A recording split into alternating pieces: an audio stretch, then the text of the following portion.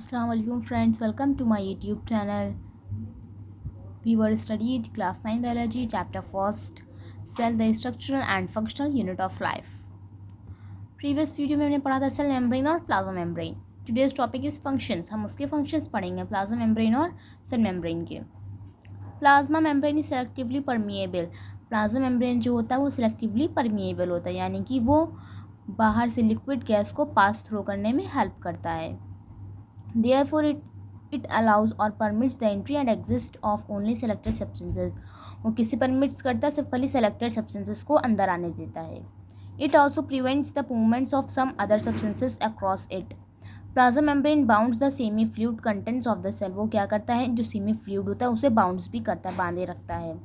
It protects the cell from injury and provides an outer boundary to cell. वो क्या करता है, injury से बचाता है सेल को, और वो क्या करता है, उसे बाहर से आउटर बाउंड्री से सेफ भी करे रहता है. It allows to flow material and information between different organelles within the cell as well as between one cell and other cell. वो क्या करता है, जो वो अलाउ करता है मटेरियल को फ्लो करने में, इंफॉर्मेशन को एक सेल से दूसरे सेल्स तक पहुँचाने में. It has carrier proteins for active transport. वो प्रोटीन्स का एक्टिव ट्रांसपोर्ट है. How does movement of substances take place in and out of cells? The movement of substances in and out of cells occurs through the following processes: diffusion and osmosis. तो अब हम पढ़ेंगे diffusion. The movement of molecules of a substance from a region of their higher concentration to a region of their lower concentration is called diffusion. Molecules के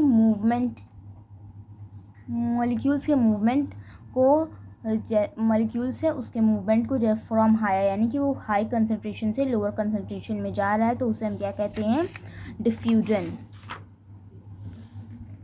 importance of diffusion. Diffusion plays an important role in gaseous exchange between the cells and as well as between the cell and its outside environment. वो diffusion किस में important play role करता है, gaseous exchange में. Cell को gases exchange में help करता है आउटसाइड और एक्सटर्नल एनवायरनमेंट में. It means of spreading ions and molecules through the protoplasm. क्या करता है, आयंस और मॉलिक्यूल्स को प्रोटोप्लाज्म के थ्रू स्प्रेड पूरे में फैलाता है. Transpiration from stomata occurs by diffusion. जो ट्रांसपीरेशन होता है वो किससे होता है, किससे होता है, स्टोमेटा में होता है. इस ट्रांसपोर्टेशन जो स्टोमेटा में होता है वो किसके द्वारा होता है, डिफ्यूजन के द्वारा होता है. Aroma smell of flowers is due to diffusion.